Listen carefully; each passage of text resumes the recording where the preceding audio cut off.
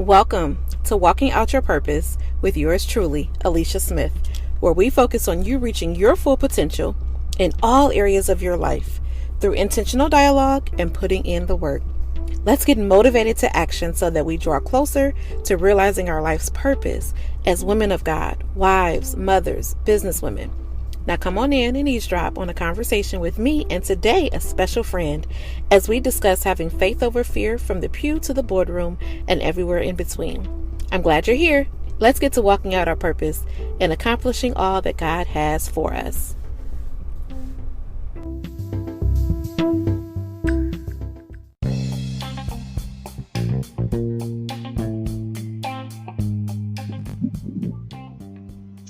All right, welcome everyone to episode number 8 with yours truly, Alicia Smith. I am so glad to have you here on the Walking Out Your Purpose podcast. And today we are in for a special treat because we have a special guest. Her name is Kweyah Cook, and she is one of my greatest friends and also a colleague of mine.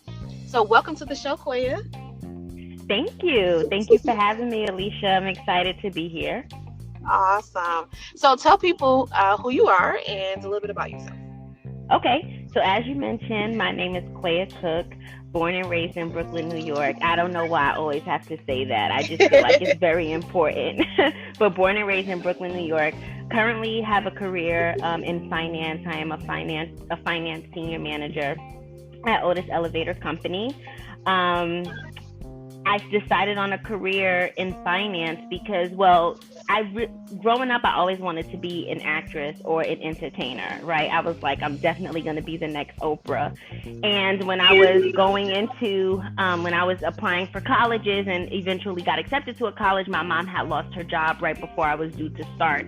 So going into college, I decided, all right, I need to pick a field where I'm going to be able to get a job after I graduate, possibly get some, paid internships while I'm in college. And just a little bit of background, I was raised by a single mom. My mom raised me and my 3 sisters by herself. So we didn't always have an abundance of money or extra to do certain things. So I always wanted to make sure that when I did graduate college or when I became an adult and was, going to be living on my own, that I would be able to financially support myself. Wow, that is such a beautiful story, and I did not know you wanted to be an actress. I love that. I can so see that too. I can so see that too. That is awesome and amazing. So tell us, I want you to tell people about this new business that you are launching because I am one of your biggest supporters and I'm so excited for you. So tell them a little bit about it and, what led you to launching it. And of course, would you say this is you walking out your purpose? Absolutely. And I just want to thank you for being one of my biggest supporters and definitely encouraging me. So I'm launching this business now, or I launched it, but this is something that I've been doing for maybe the last 5 years, always helping my friends and family get their finances together or have a better relationship, I like to call it, with their finances. And in December, I became a mom. I had my son, CJ, and coming into 2020, I just decided that I wanted to do something else. I wanted to leave a legacy behind. Now, I do love my job, and I love what I do. I love the people that I work for and the people that I work with, but I wanted something to be able to leave for CJ, and I also wanted to start making an impact. And so at the beginning of the year, I decided, all right, it's been 5 years since I've been living in Florida. It's been 5 years since I've been saying that I wanted to start this business and I really need to get started. Like, it's 2020.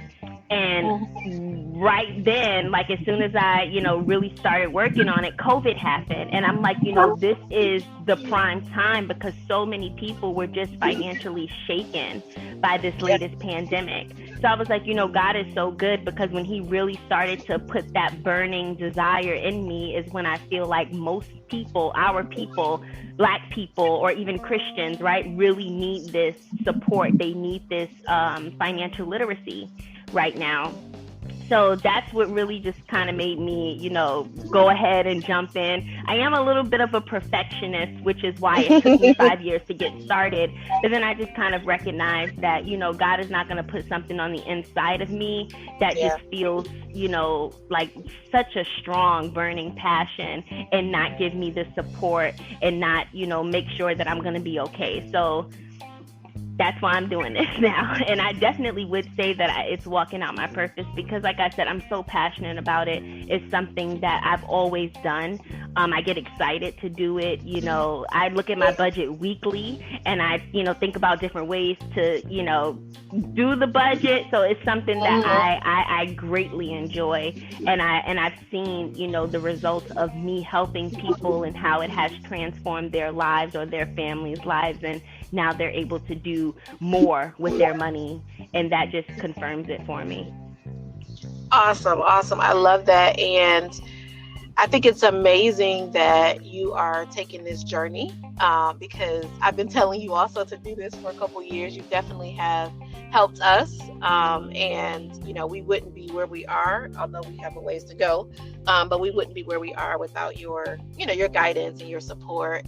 And certainly, I know that you will do so well with this, and I love it. And I think for our audience too, your purpose is so important to just start, right? I mean, it doesn't have to be the end when you start. It's a journey. And so I think if you take the first step, put yourself out there, you never know what can come of it. So I'm just so happy that you've done that. All right. So we're going to so the topic today really is, personal finance during a pandemic and, just being smart with our coins. And certainly we should do it when it's not a pandemic, but now that we're in this environment, should people save during the pandemic? Is this the time to invest? Because obviously the stock market kind of is going in and out. Kind of what are your thoughts on that, just from your perspective?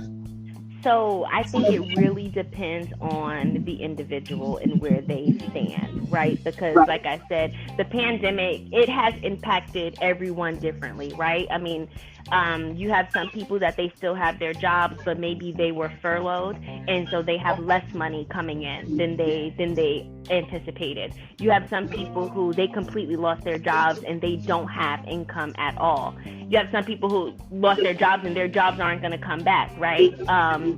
And then you have some people that they're okay, like they still have their jobs, they're able to work from home. They didn't, maybe they didn't get an increase, this year, but they still have their same salary. So to answer your question, I think that if you are a person where you already have your, in this day and age, usually it's 3 to 6 months of expenses. I'm telling people 6 to 12 months, because if 2020 or COVID showed us anything, it's just that you have to be prepared, right?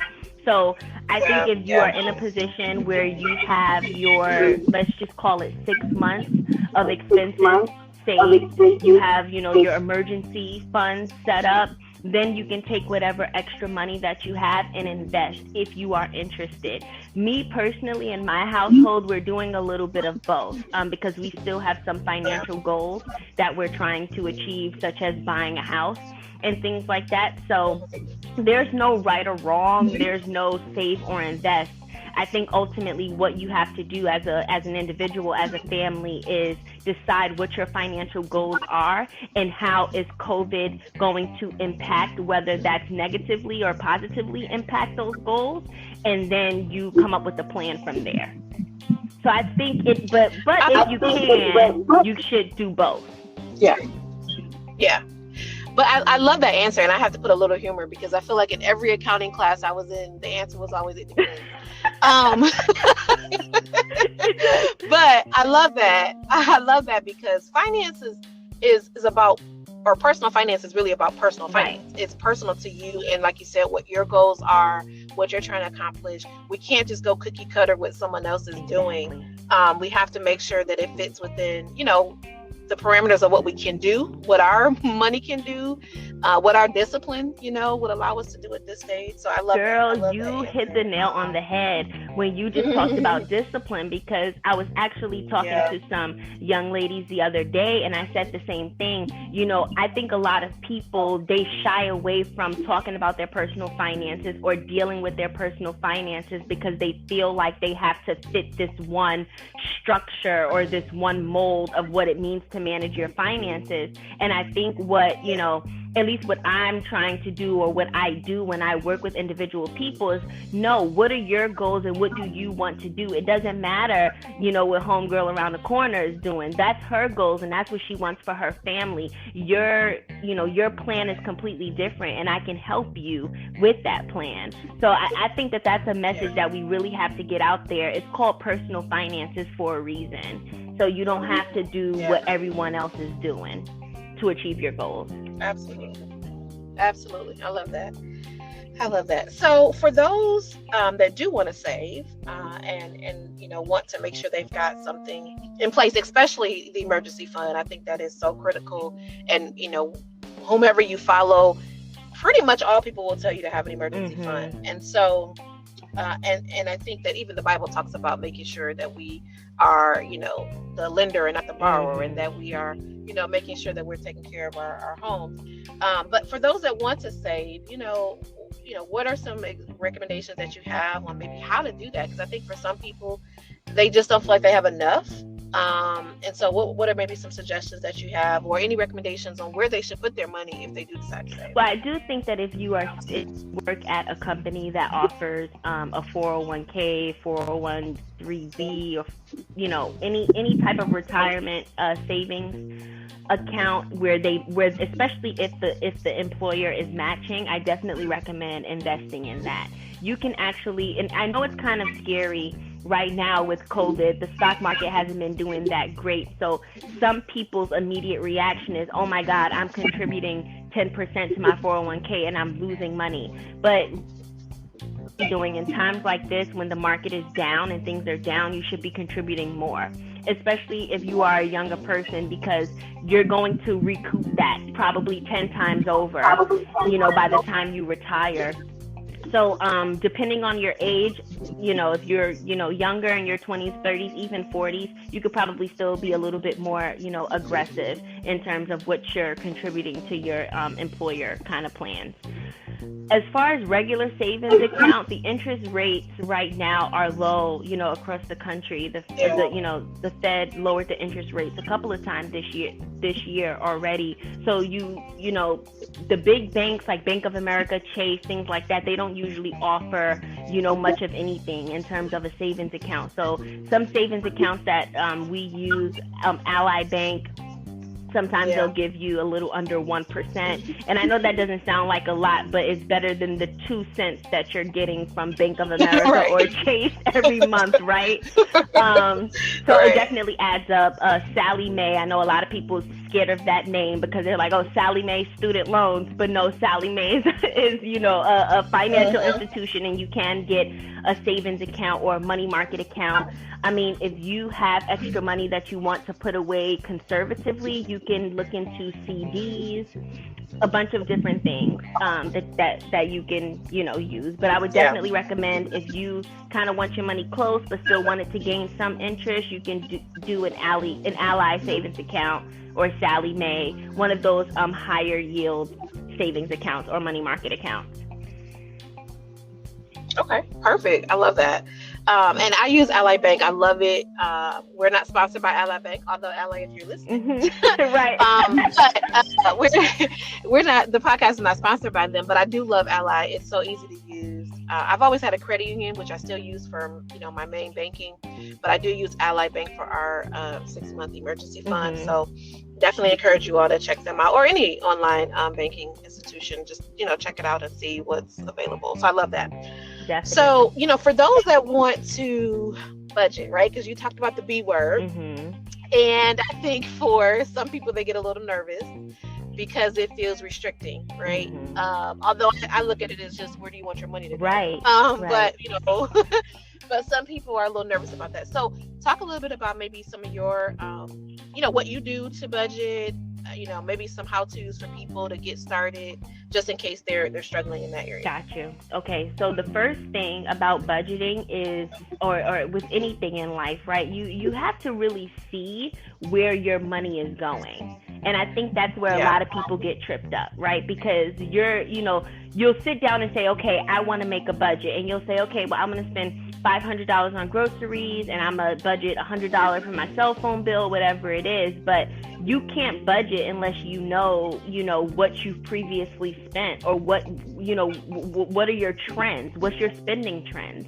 And a lot of us have an issue with that, is because we don't want to look at that bank statement and be like, sis, you really had Chick-fil-A 15 times last month, So it's definitely not the Chick-fil-A girl. Yeah, I'm telling you, and I mean that's my thing during this pandemic. I'm not gonna even lie, especially when Chick-fil-A decided that they were gonna start delivering. But we all fall short of God's glory. He's working on me.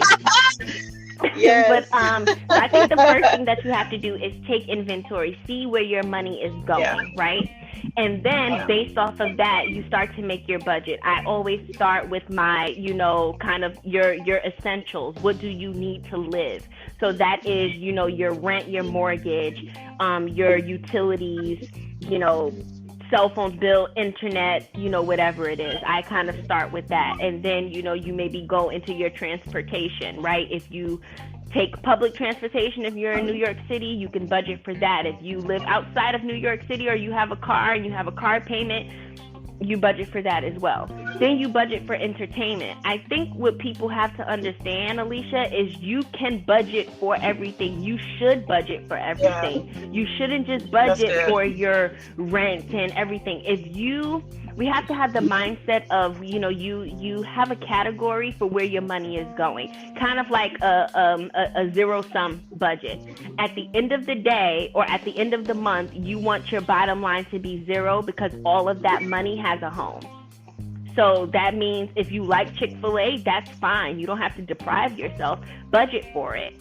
Say, hey, this is my Chick-fil-A budget, because you know that that's what you're going to spend your money on, right?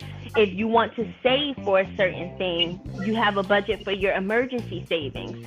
And you and I speak about sinking funds, all the time. For me, that was game changing. You budget for the things you know is going to come. So some of the sinking funds that we have in our household, we have a car insurance sinking fund, right? We pay it every 6 months, but it's going to come up in 6 months. So we just put money aside for it every month. So that way, when the 6 months come, we can just pay it, right? Our anniversary trip, it's coming up on 5 years next July. Yay. And we want to take a nice trip, hopefully, if COVID is not still an issue. So we've been saving for that. We have a sinking fund for the baby. We have a sinking fund for miscellaneous items, which is usually gifts for people. A lot of our friends are getting married or having babies, so we use a lot of the miscellaneous budget for that. We also we also have a household budget as well. So we budget for everything, and we really try not to have anything additional, at the end of the month, where it's like everything has a place. And anything extra where it doesn't have a budget category, it goes into emergency savings. We also, and from the top, like before you do anything, or at least before we do anything, we tithe 10% from our gross. That is not our net, our gross. That's, salvation is personal. So when I work with people, I don't tell them what they have to do. That's between you and God, right? But for us, I saw such a transformation in our financial lives, in our, in my corporate life, everything, when I decided to make that commitment and tithe to God every paycheck. And I actually I tithe everything that I get. I think it's supposed to just be earnings, but listen, if I get a gift from somebody and it's $100, best believe 10% is going to God, because I'd rather overgive than to not give enough. So I feel like I said a lot in that, but you can budget for everything. That's awesome. Yeah, that's awesome. And that covers one of the areas that I wanted to talk about, because it's so important to us as well, in our household, and that's faith and money. And we're of the same cloth, right, when it comes to making sure that God is first. And Matthew 6:33 is still in everybody's Bible. Seek him first and his righteousness, and everything else will be added unto us. So we're big believers in giving to God and making sure that at minimum is 10% that we're giving. And so I think that that's so important.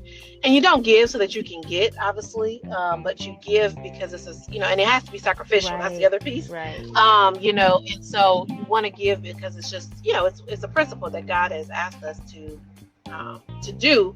But also, it's just, even when you think about just giving, not necessarily always you have to give to the church, but I'm thinking about even when you just give to someone that's in need, or a friend says, hey, I need this, or you just think about somebody that comes across your mind, just the joy that you get in being able to help someone else is the same joy you should get when you're giving back to God. And so I definitely think that is critical. And even in a pandemic, 100%. It's important that we not forget what, the things of order, because God is a God of order. And so, we want to make sure that we're abiding by that. All right. So awesome. So let's talk a little bit about love and money. So relationships and money. You're married, which is awesome. So tell us, how did you and your husband, deal with finances? Did you talk about it when you were dating? How did it work when you guys transitioned into marriage? And then maybe what are some things that maybe stayed the same, or what are some things that changed since we've been in the pandemic? Okay, so that is a great question. I mentioned earlier at the beginning when we started that I was raised by a single mom, right? And I saw a lot of things. She was married to my dad. They got a divorce and everything. And I saw certain things. So in the back of my mind, I'm like, I'm a strong Black woman, and I'm not doing X, Y, and Z about a lot of different things. And one of those things were, my money is my money. And nobody needs to know how much money I have. No one needs to have access to my bank accounts, those types of things. But that was my perception, based off of my experience, right? So, I meet my husband, and he's, a traditionalist in that sense where, when we started to get serious, he would talk about, we'll just get joint bank accounts, or, we'll have one bank account. And in the back of my mind, I'm like, nah, that's not going to happen. But, everything else is good. I'm sure that one thing, we won't have to do. And to be very honest with you, that was probably one of the biggest issues in our marriage at first, was just our, the types of relationships that we individually had with money. He wanted to combine everything. I was very much like, you don't need to fix what's not broken. Everything is working perfectly fine right now with our separate accounts. But ultimately, we did eventually decide that we were going to merge the accounts. And I'm very glad that we did that, because we were able to get a holistic view of our finances, and we weren't able to do that with, your money in one account, his money in separate accounts. So we did decide to do that. Also, again, I grew up not super privileged at all. I had to work for everything. I had a job since I was 15 years old, consistently. Always saving money, working hard for everything that I got. I would save for certain things. I was never a crazy spender. I'm very frugal even now, except for with Chick-fil-A. But I budget for that. Yes. I would agree. I'm very frugal, where my husband, he came from a little bit more. He had a grandfather who, really did what he needed to do to make things better for his family. So Cordell had a little bit more than me. So he spends a little bit more. He likes very nice and fancy things because those are the things that he was exposed to. He has a mom who taught him, like, you go for the best, Meanwhile, I'm kind of like, can I get it on Amazon or, whatever it is. So we really just kind of had to come together and realize that your experience is your experience, my experience is my experience, but now we're coming together, we're married, we're going to have a family, we have to create our own experience. And what do we want that financial experience to be? What do we want our kids to see? And so it kind of goes back to what I said earlier about goals, right? What are the goals that you have for your financial goals for your marriage and for your family? And then we just came together on that, definitely prayed about it, definitely agreed that we would tithe, and then now things just kind of flow. But it was definitely a fight in the beginning, just trying to break down those, those barriers in a sense, right? Or that baggage that everybody comes, into a relationship with, and trying to recognize that even though that's your experience or that was your experience, that does not have to be your experience with your husband in your marriage. And once I realized that, we took off with our finances. Now we're not millionaires, and we're nowhere near where we want to be, but we're definitely, on the same page. We got a plan together. So I love that. And do you all, how do you communicate? I think, about finances and when we think about marriages in particular, right? One of the main areas that people, tend to focus on, or should be focusing on, is communication. And when we think about the divorce rate, right? Divorces are communication, finances, right? Other things of that nature. So how do you guys communicate about finances? So we try to meet monthly in terms of the budget. Our budget is pretty standard because we really been aggressive in the last 2 years paying down debt, credit card debt, student loans, things of that nature. So right now we're at a point where our budget is pretty stable, meaning that there's not much changing every month, but we do talk about it monthly. And if there is something that he wants to do or that I want to do that's out of the budget, then we have a conversation about it. Now, my husband is like, he's an entrepreneur, right? Like he wants to do, he's one of the smartest people that I know. I tell him that all the time, just the way his brain works. He can see, financial opportunity or a business opportunity in almost anything. But with that comes a lot of, we should do this. And I'm like, pump the brakes, bro. How much is that going to cost? Sometimes I'm in here like, it's like he's a contestant on Shark Tank and I'm the investors. Because I'm kind of like, well, how much this is going to cost? What's going to be our return on investment? When do you think you're going to really start bringing in that money? So we have, extensive and frequent conversations about different things that we want to do with money, big purchases, like, buying a house. So we're talking about finances frequently now or often, buying a new car. But we also, Alicia, we budget fund money for ourselves. So it'll be, $500 a month. You take this and do whatever you want to do with it. And I don't care what you do with it. That's your fund money. And the same for me. And for me, or in our household, that, eliminated a lot of conflict, because sometimes it will be, you went out to dinner with your friends and you spent $100 on dinner? And it becomes, it becomes a topic of conversation. And I'm like, well, that's just ridiculous. What restaurant did you go to? And why you didn't just get Chick-fil-A on the way to whatever, right? But now, because we separated and we do that fund money, whatever he does with his and whatever I do with mine is not important. And it's also nice, too, because when we want to buy each other gifts, it can actually be a surprise. Right.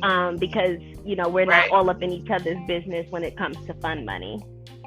So really, that's how we communicate. So let me ask you this. Just finding time to talk about finances, setting out that time, so that way it's not, sometimes men and women, the way we communicate is different. So I don't want him to be in the middle of watching a game and I'm kind of like, well, what did you spend that $50 on? So for us, just setting that time out monthly to talk about finances has helped with the communication. I love that. And what I was going to ask you was about the fund money.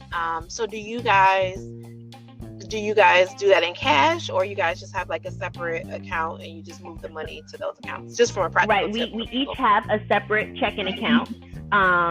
But we both have access to each other's, checking account, because my husband is all about it's both of us. And I love that about him, really. Like, what you have is what I have type of thing. So we do each have separate checking accounts, with the debit card. And we, we just have it so that our direct deposit from work goes directly to one account, so if it's, $500, it'll go directly from my paycheck. Same for him. And then we have the one checking account for all of our, household bills and things like that. So that's what works for us.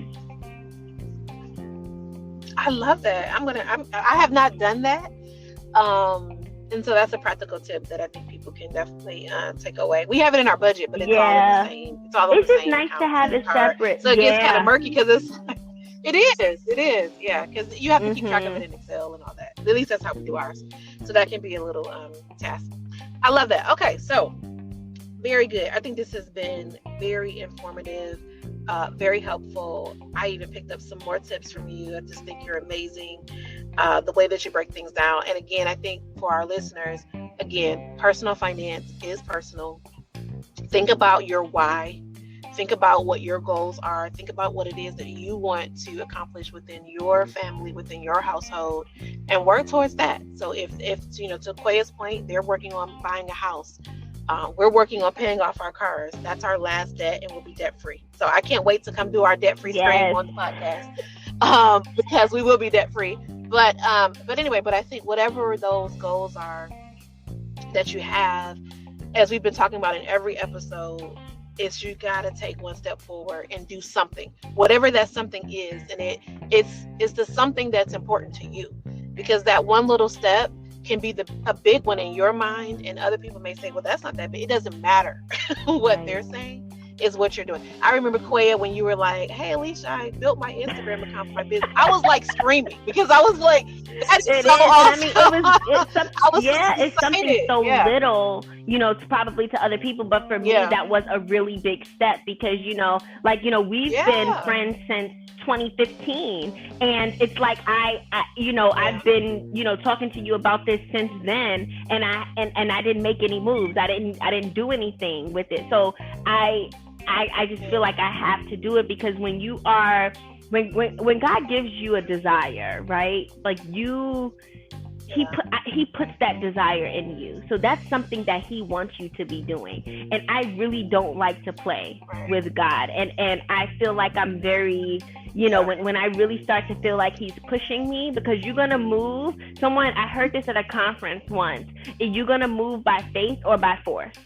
And I'm like, all right, I don't want to be in a position where God forces me, right? So I'm gonna just move right now while he's telling me, Kweyah, move, because then, some other things. So he might have to shake some things up to force me to move. And, I don't want to play with God, and I don't want to see, what he would do to get me to do what he needs me to do. So because I hear him clearly, and all of the, people that I haven't spoken to in years randomly texted me, Alicia, this year, Kweyah, thank you so much for, giving me that financial advice. And I'm like, God, I hear you, and I'm going to move. Now, I'm probably still not moving fast enough for him, but I'm working on it. Like, by the end of the year, he going to be proud. Yeah, absolutely. And all of us will be too. And we have to do a part 2, because it's just so good. Because I was thinking about some other things that people, may be interested in learning. So we'll do a part 2 later. But, 529, we both have children. And so I think, thinking about our, the future of our kids, and making sure that they are supported from that perspective. And I've got some more questions just about even people that are starting businesses, right? How do you handle your finances from that perspective, and taxes when you're an entrepreneur, all that stuff. So that's some good stuff that we'll do in part 2, but I love it. So, if you want to leave our audience with some final thoughts that you have, and then of course I have some rapid fire questions, but if you want to leave with any final thoughts to the crowd about just to encourage them during this pandemic, and any books or any resources that you want to share with them. And of course, you have to share Awesome. where they Okay, can find so you final on tips, I social would media. say just if you have been avoiding your personal finance situation, face it. Because in my experience, when you don't face it, years go by and the situation just gets worse. And I know it's ugly and it might make you cry. And trust me, I've been there. But you have to do it, and you have to understand that, God's got you and he's going to do his part, but you have to do your part. And I also want to just let the viewers know that you're always making a financial decision. It's not just your finances, right? When I recognize that all of the financial decisions that I make is going to impact my children, it can impact my career, it can impact my livelihood. When you just start treating your money and your financial situation as seriously as you did the most important thing and the most important things in your life, you will see a shift. You will see a shift in your relationships. You will see a shift in your money. You will see a shift in the way people treat you. You will even see a shift in yourself and your confidence, and that'll just propel you to do so many other things and really start to walk in your purpose. Because one thing is, God has something great for all of us, but we have to be ready for it. He's not going to put you in a place where you're not ready. And a lot of times, your financial situation can be what's holding you back. So, look in the mirror, just face it.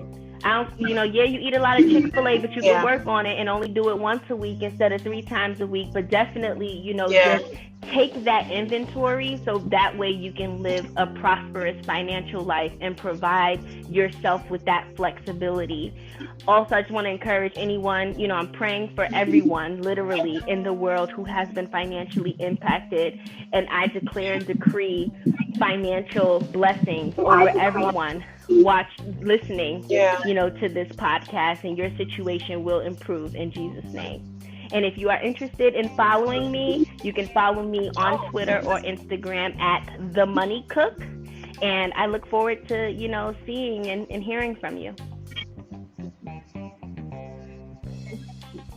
Awesome. I love it. All right. So thank you so much, Kweyah, for just being so transparent and also, providing information that people can really take forward and have action. Our podcast is all about becoming better, walking in our purpose, and every time that we're sharing with one another, it's to grow, it's to evolve, it's to really be motivated to take action. It's not just to listen, it's to actually do something right with the information. And that's the true power of knowledge. It's not just knowing things, it's having the wisdom to put it into action. So I hope that today that people have I know I took some notes, so I hope that people definitely have taken something that they can apply to their financial situation. So rapid fire questions.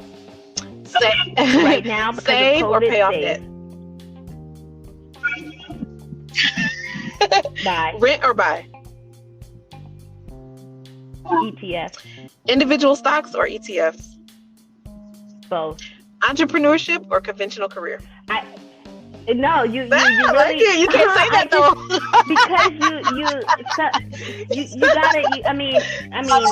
The conservative side of me will say a conventional career, right? But I think COVID has showed us that nothing is conventional anymore, and some companies they're just not doing well. I can say entrepreneurship, but I feel like sometimes I say both because you're going to meet people during your conventional career that may propel you or will allow you to do well in your entrepreneurship career.